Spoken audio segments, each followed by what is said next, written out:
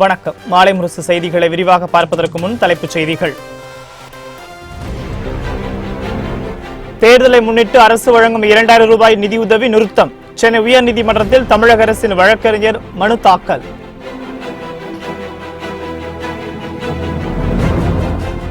நாடாளுமன்ற மக்களவைத் தேர்தலில் போட்டியிடும் அதிமுகவினர் நாளை வேட்புமனு தாக்கல். 18 சட்டமன்ற தொகுதிகளில் போட்டியிடும் வேட்பாளர்களும் மனுக்களை தாக்கல் செய்வதாக தகவல்.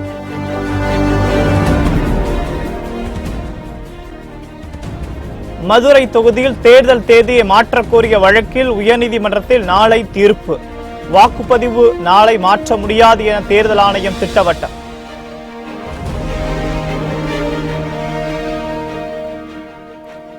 திமுகவினர் அளித்த புகாரின் பேரில் அமைச்சர் ஜெயக்குமார் மீது நடவடிக்கை எடுக்கப்படும். தமிழகம் முழுவதும் 14 கோடி ரூபாய் பறிமுதல் செய்யப்பட்டுள்ளதாக தலைமை தேர்தல் அதிகாரி தகவல்.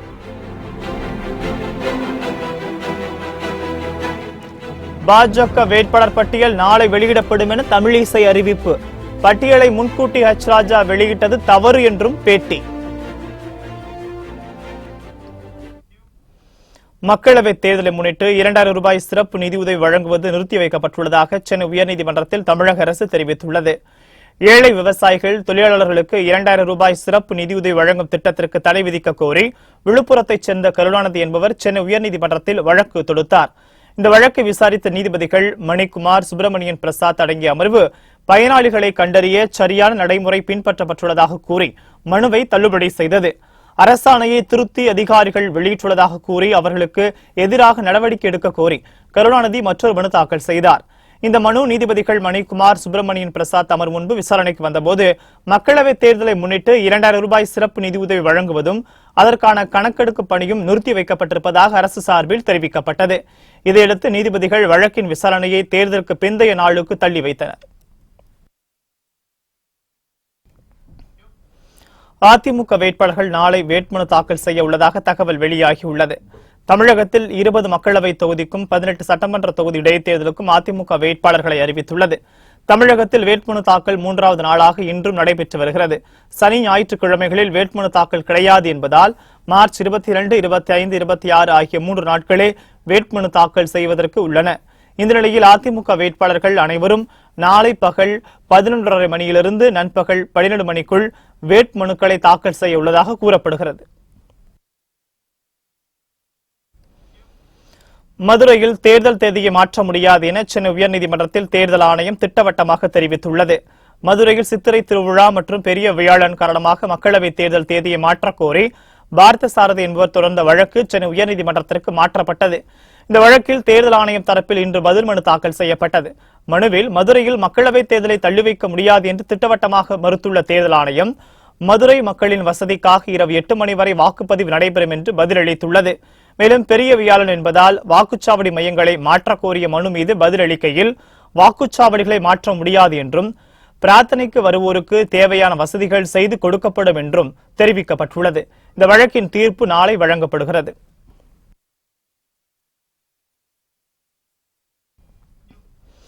அமைச்சர் ஜெயக்குமார் மீது திமுக அளித்த புகார் குறித்து மாவட்ட தேர்தல் அதிகாரியிடம் அறிக்கை பெற்ற பின் நடவடிக்கை எடுக்கப்படும் என தமிழக தலைமை தேர்தல் அதிகாரி சத்யபிரதாப் சாஹூ தெரிவித்துள்ளார். சென்னை தலைமைச் செயலகத்தில் தலைமை தேர்தல் அதிகாரி சத்யபிரதாப் சாஹூ செய்தியாளர்களிடம் பேசினார். அப்போது திமுக சார்பில் அமைச்சர் ஜெயக்குமார் மீது கொடுத்த புகார் குறித்து மாவட்ட தேர்தல் அதிகாரியிடம் விவரம் கேட்டு நடவடிக்கை எடுக்கப்படும் என தெரிவித்தார்.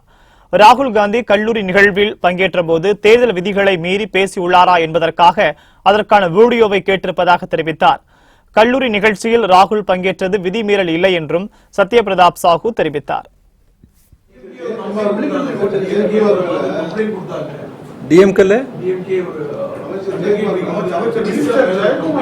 ஓகே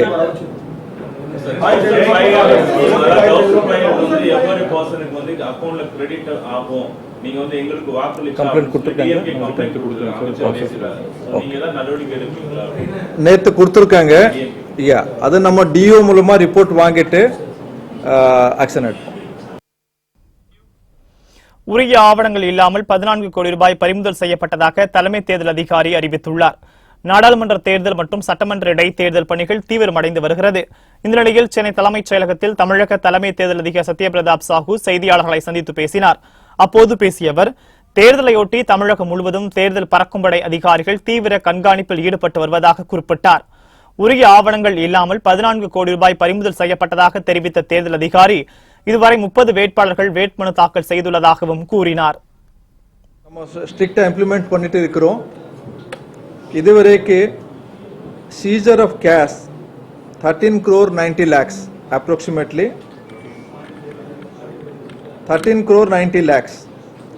நம்ம flying squad, static surveillance team இதெல்லாம் அவங்களுடைய ஆக்டிவிட்டீஸ் ரொம்ப ஸ்ட்ரிக்டான முறையில் இம்ப்ளிமெண்ட் பண்ணிட்டு இருக்கிறாங்க. அதே மாதிரி மாடல் கோட் ஆஃப் கண்டக்ட் வயலேஷனுக்கு defacement of public and private property, அதில் பப்ளிக் ப்ராப்பர்ட்டியில் நம்ம 16 lakhs இல்லை 1,67,933 டிஃபேஸ்மெண்ட் ரிமூவ் பண்ணியிருக்கோம். 224 கேசஸ் லான்ச் பண்ணியிருக்கோம். அதே மாதிரி பிரைவேட் ப்ராப்பர்ட்டியில் இந்த டிஃபேஸ்மெண்ட் 1,36,000 ரிமூவ் பண்ணியிருக்கோம். மொத்தமாக 148 கேசஸ் லான்ச் பண்ணியிருக்கோம். மறைந்த அதிமுக சட்டமன்ற உறுப்பினர் கனகராஜ் உடலுக்கு முதலமைச்சர் எடப்பாடி பழனிசாமி, துணை முதலமைச்சர் ஓ பன்னீர்செல்வம் உள்ளிட்ட பலர் மலர் வளையம் வைத்து அஞ்சலி செலுத்தினர்.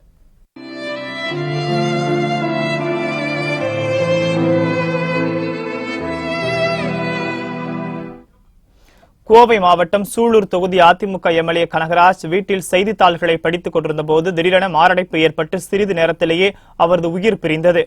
கனகராஜுக்கு ரத்தினம் என்ற மனைவியும் ஒரு மகன் மற்றும் ஒரு மகள் உள்ளனர். மறைந்த கனகராஜ் உடல் சூலூர் அடுத்த சுல்தான்பேட்டையில் உள்ள வீட்டில் வைக்கப்பட்டுள்ளது. உறவினர்களும் கட்சி தொண்டர்களும் அதிக அளவில் குவிந்து வருகின்றனர். தேர்தல் நேரத்தில் கனகராஜ் மரணம் அடைந்துள்ளது அதிமுகவினரிடையே சோகத்தை ஏற்படுத்தியுள்ளது. கனகராஜ் உடலுக்கு முதலமைச்சர் எடப்பாடி பழனிசாமி, துணை முதலமைச்சர் ஓ பன்னீர்செல்வம் ஆகியோர் அஞ்சலி செலுத்திய பின் கனகராஜ் குடும்பத்தினருக்கு ஆறுதல் தெரிவித்தனர். மேலும் துணை சபாநாயகர் பொள்ளாச்சி ஜெயராமன், அமைச்சர் SP வேலுமணி, நாடாளுமன்ற உறுப்பினர் மகேந்திரன், சட்டமன்ற உறுப்பினர்கள் அருண்குமார், சின்னராஜ், பாஜக மூத்த தலைவர் CP ராதாகிருஷ்ணன் உள்ளிட்ட ஏராளமான தொண்டர்களும் பொதுமக்களும் அஞ்சலி செலுத்தினர். பின்னர் செய்தியாளர்களிடம் பேசிய முதலமைச்சர் எடப்பாடி பழனிசாமி, மக்களால் தேர்ந்தெடுக்கப்பட்டு சிறப்பாக பணியாற்றியவர் கனகராஜ் என முதலமைச்சர் புகழாரம் சூட்டினார். மேலும் தொகுதி வளர்ச்சிக்காக அரும்பாடுபட்டவர் என்றும் மக்களின் நன்மதிப்பை பெற்றவர் என்றும் அவர் பெருமிதத்துடன் கூறினார். கனகராஜ் அவர்கள் ஆரம்பகால தொண்டராக இருந்து சிறப்பாக கழகத்திலே பணிபுரிந்தவர். வடுகபாளையத்தினுடைய கிளைக்கழக செயலாளராக தன்னுடைய பணியை துவங்கி கழகத்திலே பல்வேறு பொறுப்புகளை பெற்றும் அரசிலே பல்வேறு பொறுப்புகளை பெற்றும் சட்டமன்ற உறுப்பினராக மக்களால் தேர்ந்தெடுக்கப்பட்டு சிறப்பான முறையிலே பணியாற்றி இன்றைய தினம் மறைந்திருக்கின்றார். அவருடைய மறைவு ஈடு செய்ய முடியாத ஒரு மறைவு, கழகத்திற்கு பேர் இழப்பு. அவரை பிரிந்து வாடும் அவருடைய மனைவி அவர்களுக்கும் அவருடைய மகனுக்கும் மகளுக்கும் மற்றும் அவரை பிரிந்து வாடும் முற்றார் உறவினருக்கும் கழகத்தினுடைய தொண்டர்களுக்கும் ஆழ்ந்த இரங்கத்தையும் அனுதாபத்தையும் இந்த நேரத்தில் தெரிவித்து தொகுதி மக்களிடம் விருப்பு வெறுப்பின்றி அன்புடன் பழக்கும் பண்பாளர் என காலமான சூலூர் சட்டமன்ற உறுப்பினர் கனகராஜுக்கு முதலமைச்சர் எடப்பாடி பழனிசாமி புகழாரம் சூட்டியுள்ளார். கோயம்புத்தூர் மாவட்டம் சூலூர் தொகுதி சட்டமன்ற உறுப்பினர் கனகராஜ் மாரடைப்பால் உயிரிழந்த செய்தி அறிந்து மிகுந்த மனவேதனை அடைந்ததாக முதலமைச்சர் வெளியிட்டிருக்கும் செய்திக்குறிப்பில் தெரிவித்துள்ளார். சூலூர் தொகுதி மக்களிடம் நெருங்கிய தொடர்பு கொண்ட கனகராஜ் அனைவரிடத்திலும் விருப்பு வெறுப்பின்றி அன்புடன் பழக்கும் தன்மை கொண்டவர் என்றும் அவர் நினைவு கூர்ந்துள்ளார். கனகராஜை இழந்து வாடும் அவரது மனைவிக்கும் குடும்பத்தினருக்கும் அவரது தொண்டர்களுக்கும் ஆழ்ந்த இரங்கலை தெரிவித்துக் கொள்வதாகவும் முதலமைச்சர் எடப்பாடி பழனிசாமி குறிப்பிட்டுள்ளார். பொள்ளாச்சி பாலியல் கொடூரம் தொடர்பாக தமிழ்நாடு காங்கிரஸ் கமிட்டி செயல் தலைவர் மயூரா ஜெயக்குமாருக்கு சிபிசிஐடி போலீசார் சம்மன் அனுப்பியுள்ளனர். கோவை மாவட்டம் பொள்ளாச்சியில் இளம்பெண்களை பேஸ்புக் மூலம் ஏமாற்றிய பாலியல் வன்கொடுமைக்கு உட்படுத்தி அதை வீடியோ எடுத்து மிரட்டிய விவகாரம் தமிழகத்தில் பெரும் அதிர்வலைகளை ஏற்படுத்தியுள்ளது. இந்த கொடூர சம்பவத்தில் ஈடுபட்ட பொள்ளாச்சியை சேர்ந்த திருநாவுக்கரசு, சபரிராஜன், சதீஷ், வசந்தகுமார் ஆகியோர் குண்டர் சட்டத்தின் கைது செய்யப்பட்டு ஏப்ரல் 2ஆம் தேதி வரை நீதிமன்ற காவல் நீட்டித்து கோவை நீதிமன்றம் உத்தரவிட்டுள்ளது. இந்த சம்பவத்தில் அரசியல் பிரமுகர்கள் சம்பந்தப்பட்டுள்ளதாகவும் புகார் எழுந்துள்ளது. இந்த வன்கொடுமை வழக்கை சிபிசிஐடி விசாரணை நடத்தி வருகிறது. இதில் முக்கிய குற்றவாளி திருநாவுக்கரசு கொடுத்த வாக்குமூலத்தின் அடிப்படையில் தீவிர விசாரணை மேற்கொள்ளப்பட்டு வருகிறது. இதன் ஒரு பகுதியாக தமிழக காங்கிரஸ் கட்சி செயல் தலைவர் மயூரா ஜெயக்குமாருக்கு சிபிசிஐடி சம்மன் அனுப்பியுள்ளது. அதில் வருகிற 25ஆம் தேதி கோவை சிபிசிஐடி அலுவலகத்தில் ஆஜராக வேண்டுமென மயூரா ஜெயக்குமாருக்கு இன்று நோட்டீஸ் அனுப்பியுள்ளனர். பாஜக வேட்பாளர் பட்டியல் நாளை வெளியிடப்படும் என தமிழக பாஜக தலைவர் தமிழிசை சவுந்தரராஜன் தெரிவித்துள்ளார். சென்னையில் செய்தியாளர்களிடம் பேசிய அவர், தமிழகத்தில் மக்களவைத் தேர்தலில் போட்டியிடும் பாஜக வேட்பாளர்களின் பெயர்கள் நாளை முறைப்படி அறிவிக்கப்படும் என்று கூறினார். வேட்பாளர்களின் பட்டியலை ராஜா முன்கூட்டியே அறிவித்தது தவறான நடைமுறை என்றும் தமிழிசை சவுந்தரராஜன் தெரிவித்துள்ளார். மக்களவைத் தேர்தலில் போட்டியிடும் பாஜக வேட்பாளர்கள் அனைவரும் வருகிற 25ஆம் தேதி வேட்புமனு தாக்கல் செய்ய இருப்பதாகவும் அவர் கூறினார். தமிழ்நாடு முடிஞ்சிருச்சு. தமிழ்நாட்டில் 5 சீட் தான்.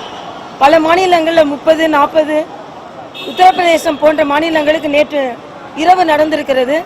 அதனால எல்லா மாநிலத்தோட நேர்காணலும் நடத்திட்டு பட்டியலை வாங்கிட்டு, நேர்காணலில் பட்டியல் மாநில தலைவர்கள்ட்ட பட்டியல் வாங்கிட்டு அதை பற்றி முழுமையான விவாதம் நடந்து கொண்டு இருக்கிறது. ஏறக்குறைய நாளைக்கு பட்டியல் வெளியாகலாம். ஆனால் அவரே நான் உத்தேச பட்டியல்னு சொல்லியிருக்கிறார். அது தவறாக நடந்துவிட்டது. அதனால மத்திய தலைமையிடமிருந்து வெளியிடப்படுகின்ற பட்டியல் தான் உண்மையான பட்டியல், அதிகாரப்பூர்வமான பட்டியல். அந்தந்த தொகுதியை சார்ந்த சகோதரர்கள் தயாரித்து வருகிறார்கள். ஏறக்குறைய தூத்துக்குடி இது நிறைவடைந்து விட்டது. 26ஆம் தேதி இல்லைன்னா 27ஆம் தேதி தூத்துக்குடிக்கான விஷன் டாக்குமெண்ட்டை நான் வெளியிடுறேன். அன்னைக்கு மரியாதைக்குரிய பியூஷ் கோயல் அவர்கள் வருவதற்கு வாய்ப்பு இருக்கிறது. அவர்கள் வந்தார்கள் என்றால் அவர்களை வைத்து அதை வெளியிடலாம் என்று இருக்கிறேன். ஒரு ஓட்டுக்கு 5000 ரூபாய் கொடுத்தால் கூட அதிமுக பாஜக கூட்டணியால் இந்த தேர்தலில் வெற்றி பெற முடியாது என தமிழ்நாடு காங்கிரஸ் கமிட்டியின் மூத்த தலைவர் EVKS இளங்கோவன் தெரிவித்துள்ளார்.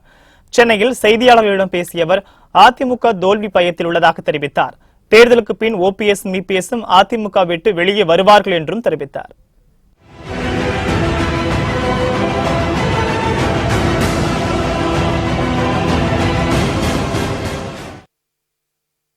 அதிமுகவை பொறுத்தவரையில் தோல்வி பயத்திலே அவர்கள் மிகவும் மிரண்டு போயிருக்கின்றார்கள். ஆகவே எப்படியாவது டெபாசிட் வாங்க வேண்டும் என்பதற்காக 1000 ரூபாய், 1500 ரூபாய் என்று சொல்கின்றார்கள். ஒரு ஓட்டுக்கு 5000 ரூபாய் கொடுத்தாலும் கூட அதிமுக பாஜக கூட்டணி ஒரு இடத்தில் கூட வெற்றி அடையாது. வந்து கொண்டு இருக்கின்றார்கள். தேர்தல் முடிந்த பிறகு எடப்பாடி பழனிசாமியும் OP பன்னீர்செல்வமும் அதிமுகவிலிருந்து வெளியே வருவார். கர்நாடகத்தின் தார்வட் நகரில் புதிதாக கட்டப்பட்டு வந்த அடுக்குமாடி கட்டிடம் இடிந்து விழுந்த விபத்தில் உயிரிழந்தோர் எண்ணிக்கை 11ஆக உயர்ந்துள்ளது. கர்நாடக மாநிலம் தார்வாட் நகரில் புதிதாக கட்டப்பட்டு வந்த அடுக்குமாடி கட்டடம் 2 நாட்களுக்கு முன்பு திடீரென இழுந்து விழுந்தது. கட்டடத்தின் இடிபாடுகளில் சிக்கி உயிரிழந்தோர் எண்ணிக்கை 11ஆக உயிரிழந்தது. இடிபாடுகளுக்கு இடையே சிக்கிய 60 பேர் இதுவரை மீட்கப்பட்டுள்ளனர். இதில் 40க்கும் மேற்பட்டோர் இடிபாடுகளில் சிக்கியுள்ளதாக பலி எண்ணிக்கை அதிகரிக்கும் என அஞ்சப்படுகிறது. விபத்து பகுதியில் போலீசார், தீயணைப்புத் துறையினர், பேரிடர் மீட்பு குழுவினர் உள்ளிட்ட 100க்கும் மேற்பட்டோர் தீவிர மீட்பு பணிகளில் ஈடுபட்டுள்ளனர். உத்தரப்பிரதேசத்தில் 2 ஆண்டுகளாக எந்த வன்முறையும் இல்லை என பாஜக கூறுவது கேலி கூத்தானது என பகுஜன் சமாஜ் தலைவர் மாயாவதி தெரிவித்துள்ளார். உத்தரப்பிரதேசத்தில் பாஜக ஆட்சி பொறுப்பேற்று 2 ஆண்டுகள் நிறைவடைந்துள்ளது. இதையொட்டி பேசிய முதலமைச்சர் யோகி ஆதித்யநாத், கடந்த 2 ஆண்டுகளாக உத்தரப்பிரதேசத்தில் எந்த வன்முறையும் இல்லை என தெரிவித்தார். இதுகுறித்து ட்விட்டரில் கருத்து தெரிவித்த பகுஜன் சமாஜ் தலைவர் மாயாவதி, 2 ஆண்டுகளில் பாஜக அரசு எந்த தாக்கத்தையும் ஏற்படுத்தவில்லை என குறிப்பிட்டுள்ளார். உத்தரப்பிரதேசத்தில் 2 ஆண்டுகளாக வன்முறை இல்லாமல் அமைதியாக உள்ளதாக முதலமைச்சர் கூறியிருப்பது கேலி கூத்தானது என்றும் மாயாவதி தெரிவித்துள்ளார். பசு கொலையை தடுப்பதாக கூறி கும்பல் கொலைகள் நடைபெற்றதால் மாநிலத்திற்கே கெட்ட பெயர் ஏற்பட்டதாகவும் மாயாவதி சுட்டிக்காட்டியுள்ளார். பெண்ணை பாலியல் பலாத்காரம் செய்த வழக்கில் சட்டமன்ற உறுப்பினர் சிக்கியதையும் மாயாவதி குறிப்பிட்டுள்ளார்.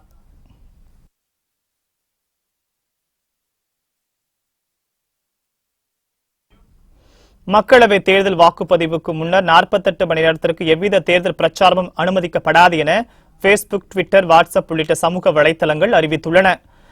இந்திய இன்டர்நெட் மற்றும் மொபைல் கூட்டமைப்பு Facebook, WhatsApp, Twitter, Google, ShareChat, TikTok உள்ளிட்ட சமூக வலைதளங்களில் பிரதிநிதிகளும் நடத்திய ஆலோசனையில் நடத்தை விதிமுறைகள் வகுக்கப்பட்டுள்ளன.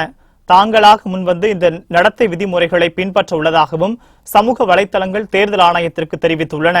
மக்கள் பிரதிநிதித்துவ சட்டத்தின் 126வது பிரிவின்படி வாக்குப்பதிவுக்கு முந்தைய 48 மணி நேர காலகட்டத்தில் எந்த வடிவத்திலும் தேர்தல் பிரச்சாரம் செய்யக்கூடாது. அப்படி பிரச்சாரம் நடைபெறுவதாக புகார் தெரிவிக்கப்பட்டால் சின்ஹா குழு பரிந்துரையின்படி 3 மணி நேரத்தில் நீக்கப்படும் என்று சமூக வலைதளங்கள் உறுதியளித்துள்ளதாகவும் தேர்தல் ஆணையம் கூறியுள்ளது. இணைய நிறுவனங்கள் ஆன்லைனில் நடைபெறும் தேர்தல் பிரச்சாரம் தொடர்பாக தாங்களாக முன்வந்து விதிமுறைகளை பின்பற்றுவது இதுவே முதல் முறை.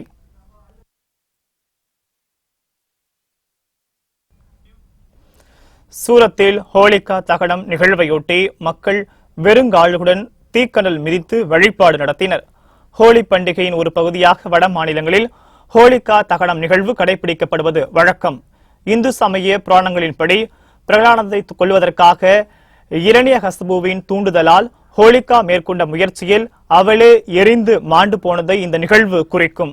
இந்த நிலையில் குஜராத் மாநிலம் சூரத் அருகே உள்ள சரஸ் கிராமத்தில் ஹோலிகா தகனம் நிகழ்வையொட்டி எரியும் தீக்கனலில் வெறுங்காலில் இறங்கி மக்கள் வழிபாடு நடத்தினர். தங்களின் பாரம்பரிய முறைப்படி ஹோலிகா தேவியை வணங்கும் விதமாக இந்த நிகழ்வு கடைபிடிக்கப்படுவதாக அப்பகுதிவாசிகள் தெரிவித்தனர்.